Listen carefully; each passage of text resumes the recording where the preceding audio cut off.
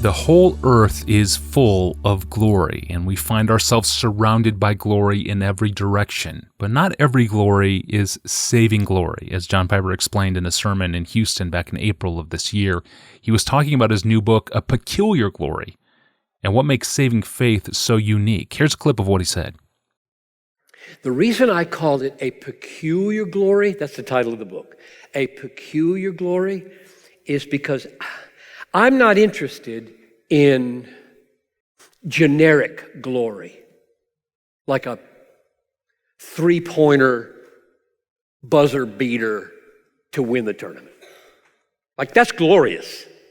It just doesn't save anybody. It doesn't make anybody know something glorious, but it's pretty amazing. And we come out of our couches, if you can get out of your couch. I'm not talking about that. I'm talking about a peculiar glory. And what I mean is a inexplicable, inimitable, unparalleled coming together of diverse excellencies. That's Edwards' phrase. Diverse excellencies like majesty and meekness in Jesus. Though he was in the form of God, did not count equality with God a thing to be grasped, but emptied himself, taking the form of a servant and being born in the likeness of men, and being found in human form, he humbled himself and became obedient, even unto death, even the death on the most horrible, tortured, shaming thing, from God to shame. That's amazing.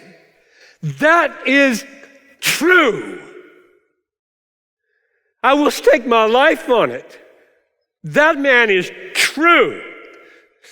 Even if you say, oh, they made it up. No, they didn't make that up. It's woven into the fabric of the Bible. It's woven into the fabric of my heart. It's woven into the fabric of the world, that kind of peculiar glory, that he dwells in the high and holy place, and with him who is of a contrite and lowly spirit. There is no God like our God. In fact, that's exactly the way Isaiah argues, isn't it? Who has seen a God like you? Now that rhetorical question, who has seen a God like you, means nobody. Okay, you got that? Nobody has seen a God like you. Go to the Hindus, go to the Muslims, go to Jews who don't believe in Jesus, go to all the religions of the world. Who has seen a God like you? Who, you know what comes next? Works for those who wait for him. All the gods make you work for them. God works for you. Out of his height, out of his infinite, glorious, holy, unimpeachable height, he comes and dies and saves and pours out his Spirit to carry you and help you. He works for those who wait for him. There is no God like this God. There's no glory like this glory.